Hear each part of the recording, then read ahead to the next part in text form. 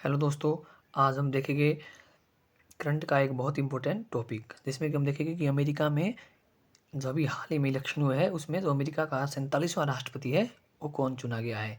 इसमें कौन चुना गया है आपका, वो है डोनाल्ड ट्रंप। डोनाल्ड ट्रंप को अमेरिका का 47वां राष्ट्रपति चुना गया है। और इनके जो प्रतिद्वंदी के तौर पर था वो था कौन, कमला हैरिस। कमला हैरिस। और हमने यहाँ पे ध्यान रखना है कि हमारे एग्जाम के पॉइंट ऑफ व्यू से है किस तरह क्वेश्चन पूछा जाता है कि अमेरिका के 47वें राष्ट्रपति डोनाल्ड ट्रंप का संबंध किस पार्टी से है। तो इसका तो सही आंसर हो जाएगा आपका, वो हो जाएगा रिपब्लिकन पार्टी से। और कमला हैरिस किस पार्टी से संबंध रखती है, वो है आपका डेमोक्रेटिक पार्टी से। आगे देखेंगे हम कि अमेरिका में जो राष्ट्रपति है अभी जो बाइडेन के बाद बने हैं वो कौन है, डोनाल्ड ट्रंप। और इससे पहले भी डोनाल्ड ट्रंप 2016 से 2020 के बीच अमेरिका के राष्ट्रपति रहे हैं, क्योंकि अमेरिका में जो राष्ट्रपति का कार्यकाल है कितना होता है, 4 साल। और जो नया इलेक्शन है वो 1 साल पहले इसकी प्रक्रिया शुरू हो जाती है। तो इसलिए अमेरिका में जो राष्ट्रपति का कार्यकाल है 4 साल का होता है। और अमेरिका के राष्ट्रपति को 4 साल से पहले नहीं हटाया जा सकता है बिना महाभियोग के। और अगर राष्ट्रपति पर महाभियोग लगाया जाता है और उन्हें हटाया जाता है तो भी वहाँ पर दोबारा इलेक्शन नहीं होते हैं, उसे एक प्रोसेस के थ्रू भरा जाता है। जैसे कि अगर राष्ट्रपति पर महाभियोग लग जाए और उन्हें हटाया जाता है तो उनकी जगह उपराष्ट्रपति को राष्ट्रपति बनाया जाता है। और इसी तरह अगर उपराष्ट्रपति को भी हटाया जाता है तो उसके बाद हाउस ऑफ रिप्रेजेंटेटिव के स्पीकर को राष्ट्रपति बनाया जाता है और ये प्रोसेस चलता रहता है। तो हम देखेंगे कि अमेरिका में राष्ट्रपति चुनाव में डोनाल्ड ट्रंप ने जीत हासिल की है।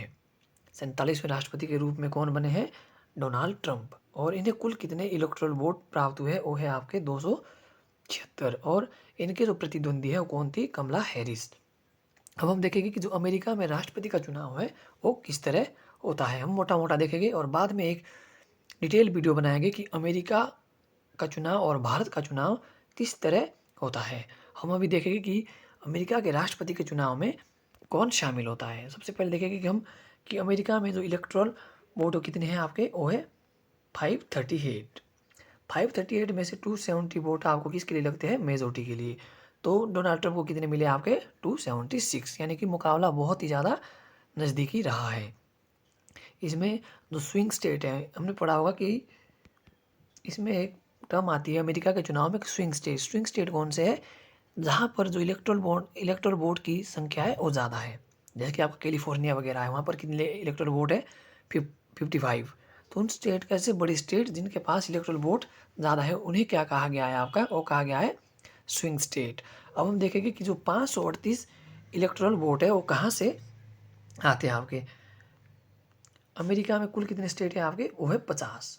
तो 50 राज्यों में से 538 इलेक्टोरल वोट लोगों द्वारा चुने जाते हैं।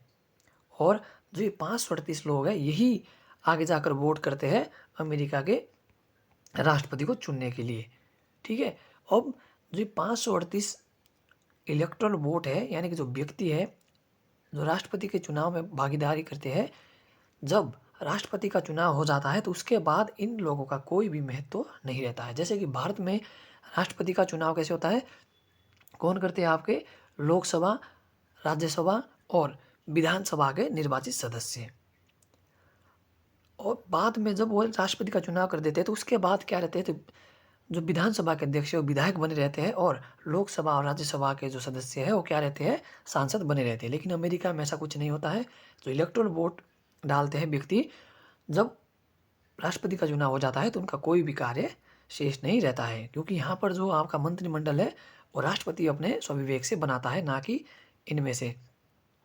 तो हम आगे देखेंगे कि यहाँ देखेंगे हम कि राष्ट्रपति का जो चुनाव है अमेरिका में, उसमें जो निर्वाचक गण है यानी कि इलेक्टोरल वोट है किस तरह कार्य करता है।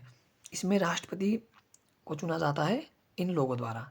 अब देखते हैं कि जो 538 वोट है हमारे, जो इसके डाले जाते हैं किसमें, राष्ट्रपति को चुनने के लिए 538।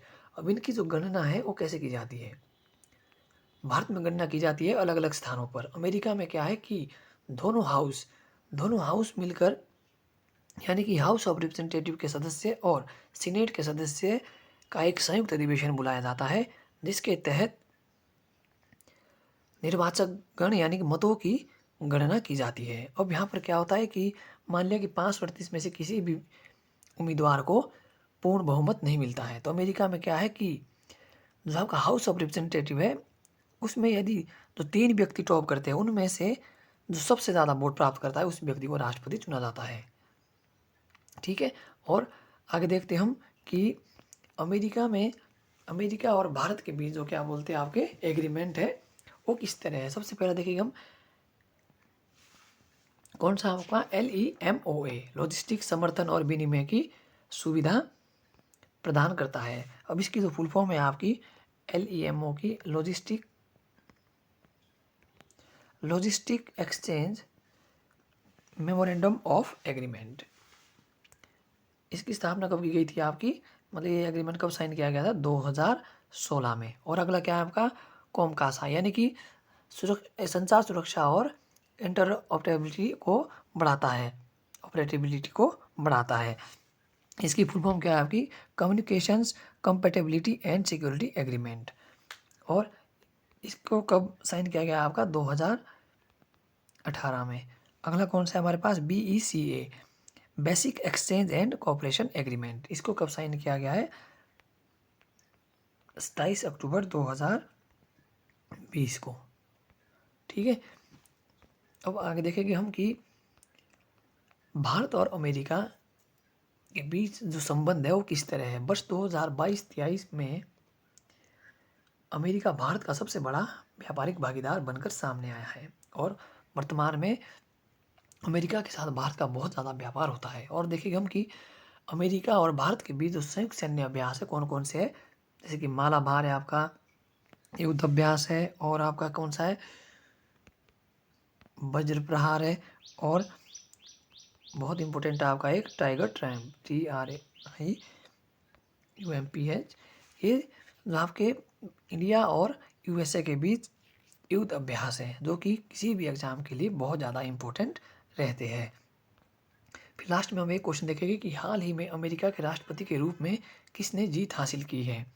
इसका तो सही आंसर होगा आपका डोनाल्ड ट्रंप। और कौन से नंबर के बने हैं 47वें राष्ट्रपति। और बराक ओबामा भी 2 बार अमेरिका के राष्ट्रपति रहे हैं, और जो बाइडन इससे पहले 2020 से 2024 तक अमेरिका के राष्ट्रपति रहे हैं। और आज तक के इतिहास में अमेरिका के इतिहास में जो कि खुद को लोकतंत्र की जननी के रूप में मानता है, कभी भी कोई भी महिला राष्ट्रपति नहीं रही है।